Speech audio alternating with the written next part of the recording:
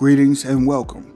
I am Justavor, bringing you what I hope is constructive information on what the system of white supremacy, racism, is and how it works, as well as what can be done to replace it with a system of justice. The origins of Omowale, a Malcolm X story. The ancestor fondly remembered as Malcolm X was known by many names, titles, and attributes, such as Malcolm Little, Detroit Red, Brother Malcolm, El Haj Malik El Shabazz, Omowale, and others. In this video, we want to highlight the origins of the ancestor Malcolm as he became known as Omowale, and how, even before his birth, he was destined to be a warrior for Black people and justice worldwide. The ancestor was born Malcolm Little on May 19, 1925 in the city of Omaha, Nebraska. Before going further, I would like to point out that yes, Nebraska has Black people there.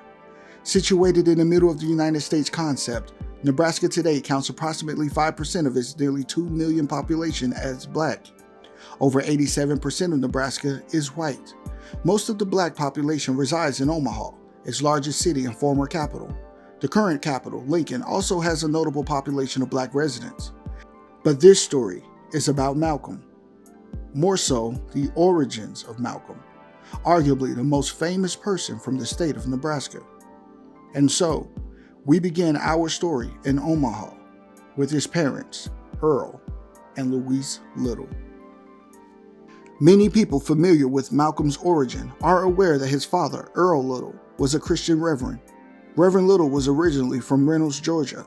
He moved to Boston, Massachusetts, where he fathered 3 children with his wife at that time. After moving to Philadelphia, he met Louise.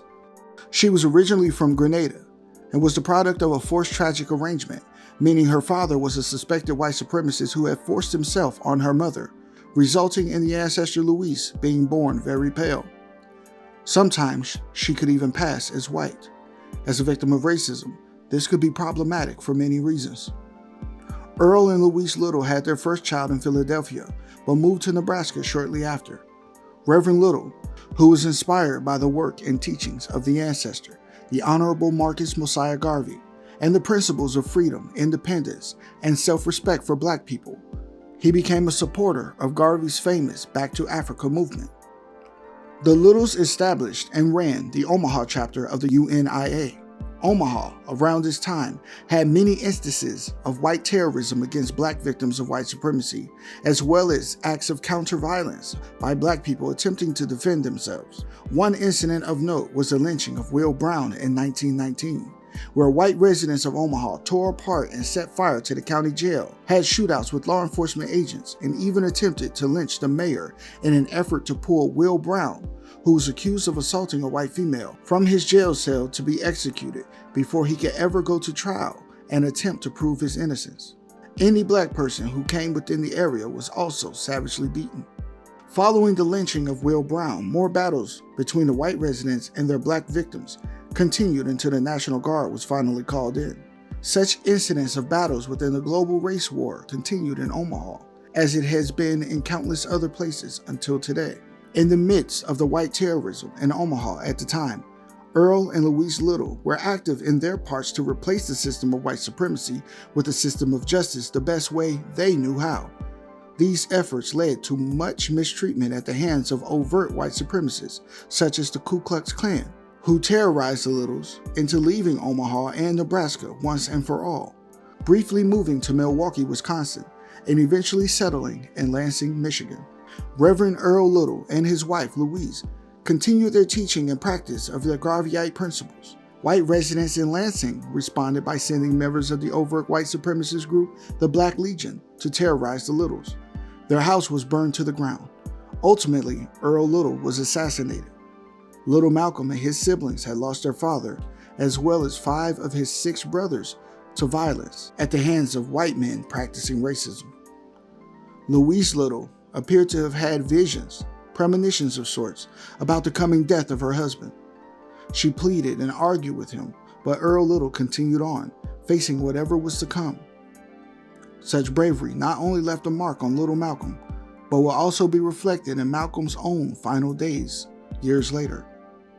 Without Reverend Little alive to provide and protect, Louise Little was left alone with 8 children to provide for. The Littles did have life insurance on the Reverend, but only the smaller of the 2 policies they had actually paid out. The larger policy never paid out as the insurance company claimed the Reverend had killed himself, even though the back of his head had been bashed in and he had been found on train tracks nearly cut in half. Louise Little was eventually forced to provide domestic services for white people in order to make ends meet. White people in Lansing at the time did not want so-called Negroes in their homes, but because she was so pale, Louise Little was able to pass as white in order to get work. Even this wasn't enough to provide, even though she worked hard and even received welfare. Little Malcolm, as with some of his siblings, began to ditch school and started stealing food to compensate for the lack of food at home. With the lessons of pride and principles deteriorating around him, 9-year-old Malcolm began his introduction into criminal life. The pressures of racism and poverty eventually tore Malcolm's family apart. After social services agents exploited their financial and social plight, Malcolm and his siblings were taken from his mother and thrown into foster care. Separated from his mother and siblings, little Malcolm eventually found himself a ward of the state in a so-called reform home under the charge of white people who treated him more like a pet or a mascot than a human being. In 7th grade, he was even elected class president at the nearly all-white school he was forced to attend. Over the next few years, Malcolm and his siblings stayed in touch the best they could and would sometimes visit his mother, who had been locked away in a mental facility. Malcolm, having been expelled from previous schools, was now one of the few black people in the town of Mason, Michigan, just outside of Lansing.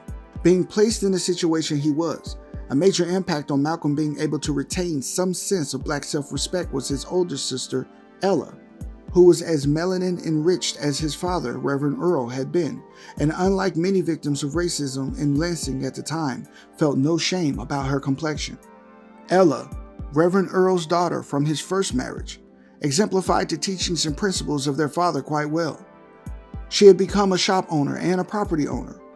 This practice of self-reliance and self-sufficiency allowed Ella to provide for bringing many of their relatives from Georgia out of the South and into the North, where there were much better opportunities for so-called Negroes at the time. When little Malcolm had become a teen, Ella made way for Malcolm to move from Lansing, Michigan to Boston, where she lived. After dropping out of school in the 8th grade, fed up with the acts of white supremacy he endured from his teachers and classmates, Malcolm attempted to find whatever work he could. He also began to grow into a young adult, drinking, smoking, modeling the habits of his surroundings, wearing zoot suits, chemically straightening his hair, and such. Eventually, he went from a shoeshine boy in Boston known as Red to a hustler in Harlem known as Detroit Red. Malcolm's attraction to the street life led him to eventually using and selling drugs, as well as robbing, which landed him in prison, where he was first introduced to the teachings of Elijah Muhammad and the Nation of Islam. In prison, Malcolm was tutored on how to survive and hustle by a fellow inmate named Bimby. Contrary to popular belief, Malcolm, known in prison as Satan due to his anti-religious stances, was not introduced to the NOI by a fellow inmate, but by his brother Reginald. Reginald had written and visited Malcolm often during the 7 years he spent in prison. Malcolm's siblings were a positive influence on Malcolm's self-improvement while in greater confinement. It was his sister Hilda who advised Malcolm to improve his English and penmanship. His sister Ella had managed to get him transferred at one point to another prison where the conditions were somewhat more tolerable. And his younger brother Reginald, who advised Malcolm to no longer smoke cigarettes or eat pork, which was in line with the values of their mother and father, Louise and Earl Little. Reginald also introduced Malcolm to the teachings of Elijah Muhammad. The teachings of the Nation of Islam resonated with Malcolm, likely filling the void left when his father was assassinated. Their Pan-African values were complemented by the NOI teachings of the divinity and greatness of the original man, the black man. It was his sister Hilda who encouraged a bewildered and interested Malcolm to write to Elijah Muhammad. After leaving prison, and at the behest of Reginald and Hilda, Malcolm returned to Detroit and joined the Nation of Islam. The teachings of the NOI indeed filled the void for black self-respect and knowledge of self that Malcolm was needing. He had become devoted to exemplifying his faith and principles through practice, Elijah Muhammad, whom Malcolm had come to idolize, had accepted him into the nation, giving him the responsibilities of being a minister within the nation, as well as bestowing upon him the title of X. Malcolm X grew in popularity as he devoted his time and energy to spreading the message and presence of the Nation of Islam throughout the United States concept. With this rise in popularity around the world came envy and jealousy of those closest to the messenger, Elijah Muhammad. Conflict within Malcolm would arise during the Civil Rights Movement as Malcolm would speak on matters of injustice that adversely affected non-Muslim black people, which placed him at odds with his teacher and idol. For Malcolm, this Pan-African influenced spirit of black self-respect would shine through, even to his detriment. For instance, Malcolm would speak out against instances of police brutality, even after being instructed to leave such things to those black Christians of the Civil Rights Movement. Malcolm and Elijah Muhammad suffered a falling out, resulting in Malcolm first being silenced and then heartbrokenly leaving the nation. As Malcolm had become so prominent a figure, not just as a minister of the nation, but as a devout Muslim and a promoter of justice before the world. When the doors of the nation closed, doors to other opportunities to fulfill his destiny opened. Being separated from the organizational structure of the black and African-based ideology that separated the Nation of Islam from the rest of the Muslim world, Malcolm was now free to represent Islam as he saw appropriate. He began his own temple organization, Muslim Mosque Incorporated. But importantly, he needed to realign himself spiritually. To achieve this, he decided it was time to take his Hajj, his pilgrimage to Mecca, the heart of the Muslim world. During his pilgrimage, Malcolm found the realignment he needed as a devoted practitioner of Islam. The culture shock he received, sitting, eating, and praying with even white Muslims, had Malcolm convinced more than ever that Islam could be the salvation for white people from their religion of white supremacy, and that Islam was the cure to racism. Malcolm also became more convinced than ever that Orthodox Islam would be a salvation for the Nation of Islam.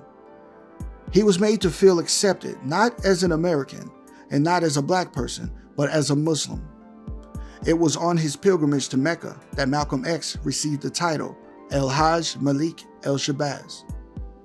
Many focus on Malcolm's trip to Mecca, but overlook his visits to Africa. It is this other pilgrimage that needs to be highlighted.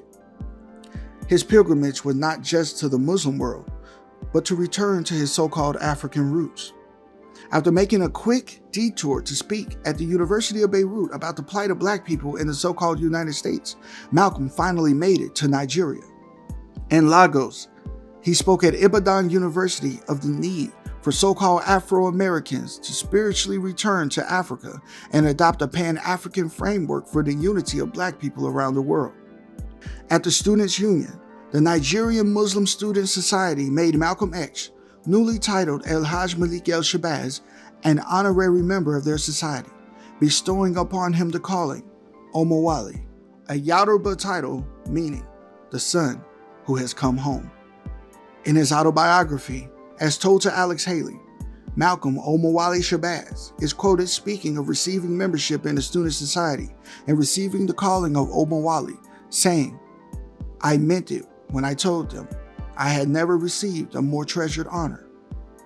In a sense, Omowale's pilgrimage to Africa was an honoring of the life and legacy of his mother Louise and father Reverend Earl Little. He had come full circle, returning to the teachings that guided his family from the moment he entered this world. After Lagos, Omowale flew to Ghana, landing in Accra. He was prepared for more speaking engagements as well as meeting with Dr. Kwame Nkrumah, Ghana's first elected president and famed Pan-African. It was in Ghana, the fountainhead of Pan-Africanism, that Omowale recharged his determination to make things difficult for those who practice white supremacy on his fellow victims of racism in the so-called United States. It was also in Ghana that he recognized that he was no longer Malcolm, the American Muslim Negro, but he had become a symbol for the fight against racial oppression and a hope for justice around the world. After leaving Ghana, Omowale visited Liberia, Senegal, Morocco, and Algeria before heading back to New York.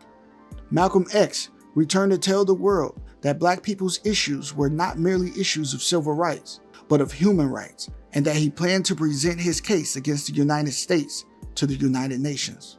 Having his position recognized, accepted, and supported by so many victims of racism on a global level, coupled with his desire to work with anyone who wished to produce constructive results, including those he had previously not seen eye to eye with, such as Dr. Martin Luther King Jr., and others like John Henrik Clarke, with whom he formed the Organization for Afro-American Unity.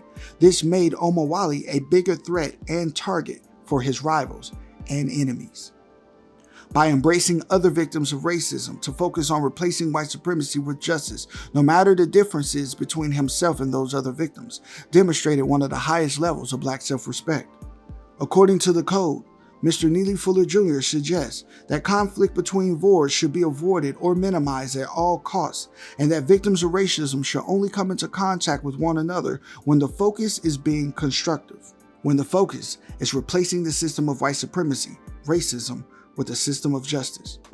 Embracing this strategy into his own code, combined with his prominence on a global level and determination to hold white people accountable, made Omowale, Malcolm X, one of the most dangerous people in the world in the eyes of those who practice white supremacy. On February 21st, 1965, the ancestor was assassinated in front of his wife Betty and their daughters by Black gunmen suspected of working for and with members of the various law enforcement agencies. Those white people in power had used the racist strategy referred to in the code as racial shadowboxing, thus ending the physical life of Malcolm X, making him a martyr before the world. As an ancestor, Omowale is seen as a symbol of sacred Black masculinity, bravery, and attempted counter-racism. The legacy of the ancestor Malcolm Omowale Shabazz, or El Haj Malik El Shabazz, can be seen in those whom he inspired, including the Black Panther Party for Self-Defense, the ancestor John Africa and the organization MOVE, the Republic of New Africa, as well as individuals such as his wife, the ancestor Dr. Betty Shabazz, his daughters, including Ilyasa, Atala, Gamila, Kubila, Malak, and the late Malika Shabazz, the ancestors Muhammad Ali, Dr. John Henrik Clarke, Dr. Yosef Ben Yekinen, and countless others who were inspired by the life and teachings of Malcolm X, as well as those they inspired. For this, I personally think the ancestor Malcolm Omowale Shabazz deserves to be remembered. I think it is worth noting that in 2022, after many efforts on the part of Black residents of Nebraska, especially those in Omaha, and against the efforts of many suspected white supremacists, Malcolm X was chosen to be inducted into the Nebraska State Hall of Fame. He is the first and only Black person, thus far, to receive this recognition. What are your thoughts on the life and legacy of Malcolm X, as influenced by the life and legacy of his parents, Earl and Louise Little? Feel free to leave your questions, comments, and concerns. For more information about the purpose and goals of this channel, as well as some basic definitions of words and terms we use in reference to our work, I have included a link below to a video containing this information. If you would like an even better understanding of the code and how it works, please visit ProduceJustice.com to order the United Independent Compensatory Code System concept by Mr. Neely Fuller Jr. There are many constructive suggestions for ending the system of white supremacy, and Mr. Fuller's codebook and its word guide act as guides to getting and keeping on code. If you feel this content is constructive and worth your time and energy, please subscribe and share to support the making of more content in the future. Much appreciation for all the VORs already subscribed. I am Justavor, and I'm still learning. Thank you for watching. Until next time. Let me say something that gets to the very crux of the matter, and this may be offensive for some to hear who are not on the side that we're on. White people, we have been the problem for 400 years. Say that again. Let me say it one more time for those of you who didn't hear me. White people, we have been the problem for 400 years.